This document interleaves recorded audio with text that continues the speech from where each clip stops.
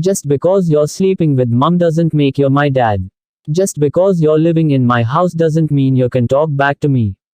You could have cooked your dinner with the air hanging between my stepson and I. Emily kept telling me that Jason was going to get used to having me around, but 2 years in, and this teenage shit still resisted me like I was an occupying army.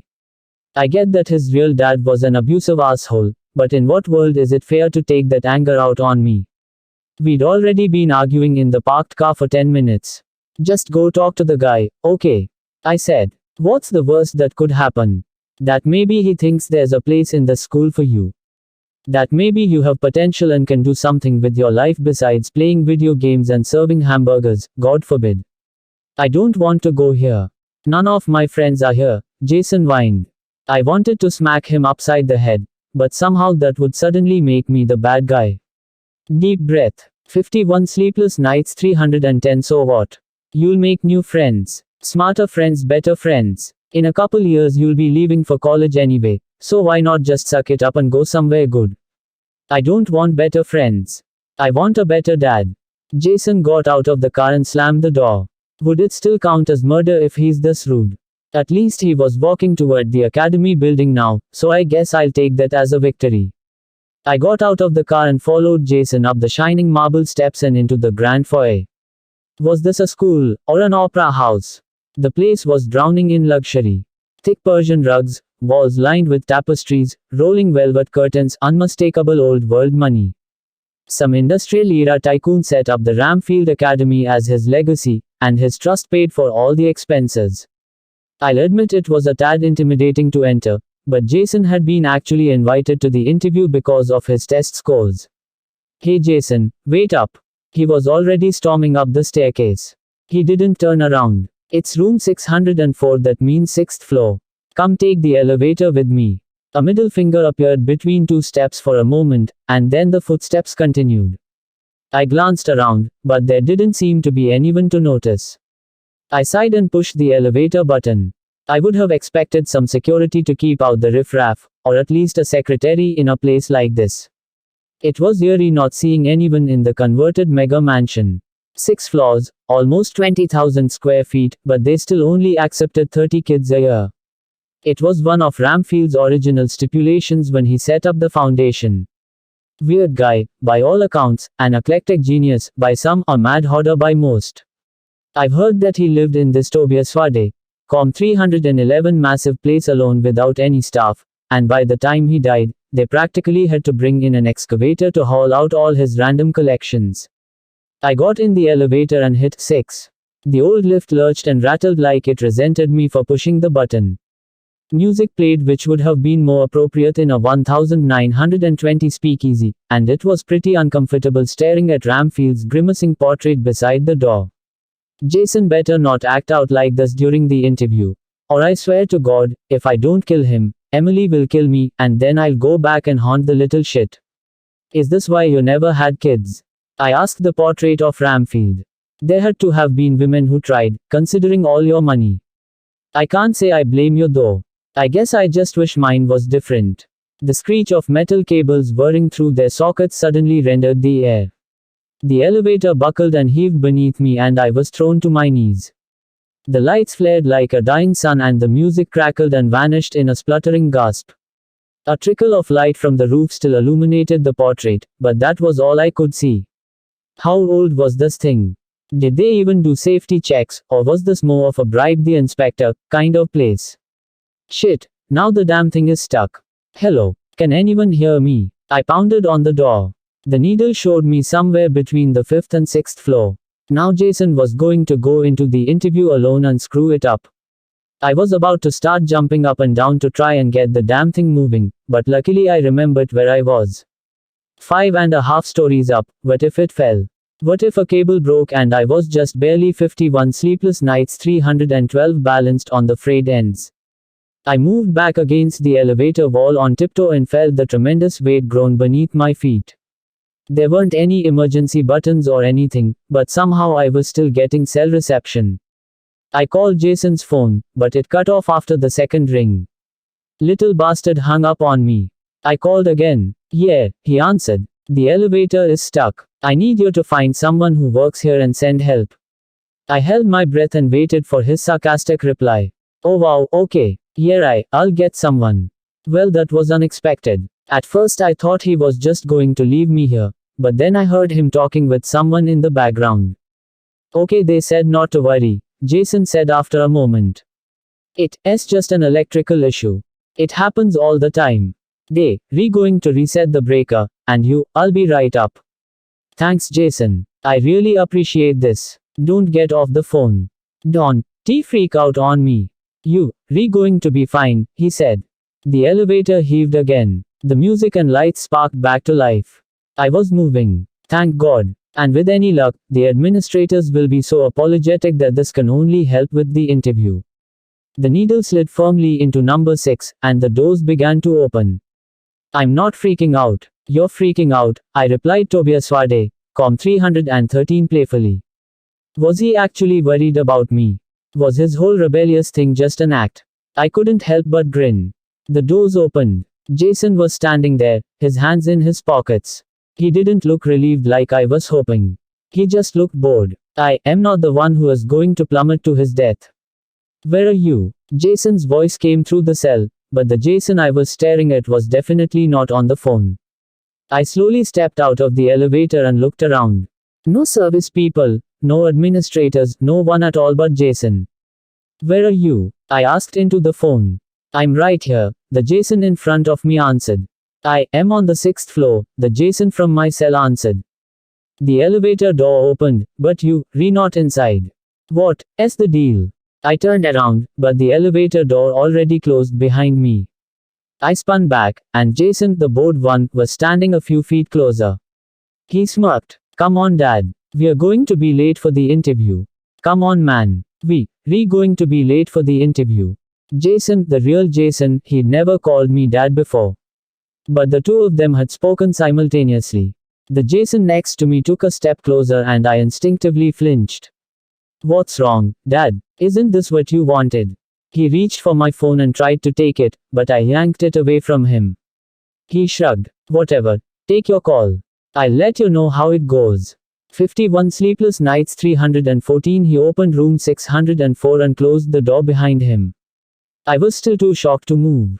I lifted the phone to my ear, but the call had ended. I tried calling Jason again, but it didn't go through. I leaned against the wall and slid to the ground, unable to process what was going on. Was this some kind of parallel dimension? I know Ramfield collected some crazy stuff, but I'm pretty sure someone would have mentioned a trans-dimensional elevator. Or maybe I had fallen out of the elevator and died. Then the real Jason would have seen it empty, and I really was a ghost. But that didn't explain where the second Jason came from. I tried calling a dozen more times while I waited in the hall, but nothing went through. Then room 604 opened again, and it was too late. Jason came back, followed by a fat man in a suit. They were both smiling. The fat man shook my hand and congratulated me. He was saying something else about how Jason was going to excel in this environment. I can't say I was fully paying attention. It all seemed a bit like a dream. I just kept staring at the smirk on Jason's face. I couldn't be sure, but somehow I knew that he knew something wasn't right. Ready to go home, Dad? Jason asked after the fat man had left. What else could I do? I couldn't go home to Emily and tell her I lost her son. I had to bring him along. And besides, he'd aced his interview. He was calling me Dad. Isn't this what I wanted? But all the way home, I couldn't even look at him. What if Emily wasn't the same either? How could I even tell? Or did it matter if they treated me the same? Maybe I was just imagining all of this because I had a panic attack in the elevator. Maybe everything was going to be Tobias Wade. Com 315 I know you're not my real dad, Jason said. I jumped so bad I practically swerved off the road. But my real dad didn't treat me or mom right, and you've been good to us. I wish you were there from the beginning. I let out a long breath. He was just talking about me being his stepfather. I forced a smile, but I couldn't answer him. Not yet. It would still take some time to wrap my head around what happened. I turned on the radio. Oh, what the hell, man? Jason's voice from the radio. It's what you deserve for messing around in the interview. My voice from the radio. Get away from me. What's gotten into you? Let go. You haven't seen anything yet. Wait until we get home and I'll teach you to disrespect me like that. A dull pummeling sounded through the radio, and then a scream. I shut it off. I glanced at Jason, and he was smiling from ear to ear. Did those voices sound familiar to you? I asked him. My throat felt choked. If I had gone here, had another version of me gone back to my world? Sounds like someone doesn't have it as good as I do, he said. I love you, Dad. Jason leaned his head against my shoulder. I fought the urge to shrug him off. I felt like I was going to be sick. BZZZ. BZZZ. BZZZ. My cells started vibrating in my pocket during dinner. Mashed potatoes, filet steaks, spinach souffle. Emily had gone all out to 51 sleepless nights. 316 celebrate Jason's acceptance into the academy. I glanced at my phone. Emily, the real Emily, was calling. Oh, that must be the pie ready. The other Emily got up to check the kitchen. I clutched the phone in my lap. Are you going to answer it, Dad? Jason asked. He was grinning again. What I wouldn't give to see the old Jason's sour expression just once. Everyone I want to talk to is already here, I grunted. Just going to use the bathroom. I raced to the bathroom, still gripping my phone like a lifeline. I was too late to answer by the time I got there, but there was a voicemail. Where are you? It was my wife. My real wife. What happened to Jason? His arm is broken and he won. Stop crying. You better have a good explanation. Meet us at the Good Samaritan Hospital as soon as you get this. I couldn't breathe. I wanted to flush the phone and forget that world even existed. I wanted to just live here where everything was perfect. Couldn't I just pretend? Why should I be responsible for what the other me did? I stared at myself in the mirror and gritted my teeth. What am I supposed to do? I asked. Are you okay in there, honey? Emily knocked on the bathroom door. I opened it and gave her my most convincing smile. Just making some room for more of your amazing cooking. Come on, let's eat.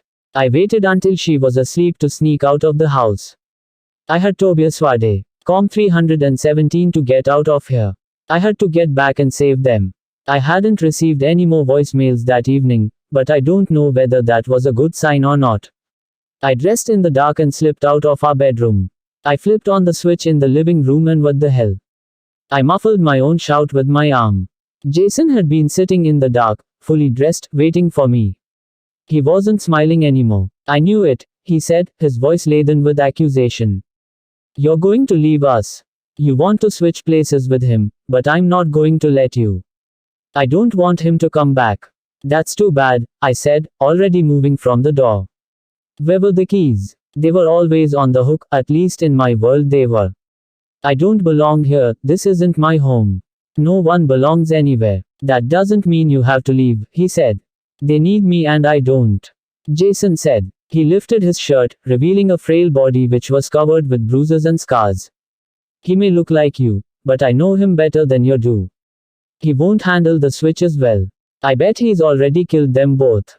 All the more reason for me to hurry. Where are the keys? Stay here, Dad. Please. My breath caught in my throat again. I turned and looked at him, and he was holding the keys in his open palm. His eyes were brimming with tears. Or if you do go, at least take me with you. I gave a jerky nod. He seemed to know more about what was 51 sleepless nights. 318 going on than I did anyway, so I might even need him to figure out how to get back. We drove in silence back to the academy. The streets were empty, who else had somewhere to be at 1 a.m.? I turned on the radio. Sobbing. Incoherent screaming. It sounded like Emily. I shut it off. I told you, Jason said. You should just stay here. I'm already gone, I replied. We entered the elevator together. The door had been unlocked, and there still weren't any people around. He pushed the 6th floor right away, and I didn't try to stop him. How do you know about all this? I asked. What even is this place? It's not the first time someone switched, Jason said. I was here on a field trip in school when my real dad caught up with me. He was drunk and angry, and he was trying to punish me for forging his signature so I could go on the trip. I hid from him in the elevator, but he found me and somehow I managed to send him away. I just couldn't figure out how to bring him back. 2, 3. The needle was flipping through the numbers. What's going to happen when we get there? I asked him. Will the other me and other Jason come here? 4. I think so, he said. But I think it only works if the other Tobias Wade, COM 319 version is still alive. I think that's why no one switched with him before. His other self was already dead. I've thought about it a lot, and I think that's why he wasn't good to us from the beginning. I think we need to be balanced, and when our other self dies, we turn bad. 5. But if the other Jason is already dead, I said, what will happen to you? 5.5. The elevator buckled. The lights flared and the music died. The only remaining trickle of light seeping from above fell upon Jason's smirk. Who says it hasn't already happened? Jason asked. Lurch. The elevator plummeted into the blackness and something hit me hard on my right temple. I woke up in the hospital. Everything felt like it was on fire. 4 broken ribs, a dislocated shoulder, blunt force trauma to the head, but no one could figure out how I got it. The elevator hadn't fallen. I had gotten in alone at the bottom, it hadn't made any stops, and when I came out on the 6th floor I was beaten to within an inch of my life. The Ramfield administrator had called an ambulance and I was sent directly here. Emily. She didn't remember any of those tearful phone calls. She had been at home when the hospital called her. The interview. It had been rescheduled because of the emergency situation. He hadn't been accepted or denied, and I 51 sleepless nights 320 don't think either version has happened yet in this reality. I can't even tell if I'm back in the same reality I started in. And Jason. He calls me dad now. And maybe I should be thankful for that, but it doesn't feel sincere when he's smirking the whole time. He only visited me in the hospital for a short while before leaving, but I can't shake the feeling that he's the one who did this to me. I don't know who came back with me from that place, but it isn't the Jason I know. I don't know who he is or what he's capable of, but then again, the same could be said of myself. I feel so angry and helpless and trapped and alone, and I just want to lash out and hurt the ones who have hurt me, but that only begs another question. What if the other version of me is dead? What if I'm the bad one?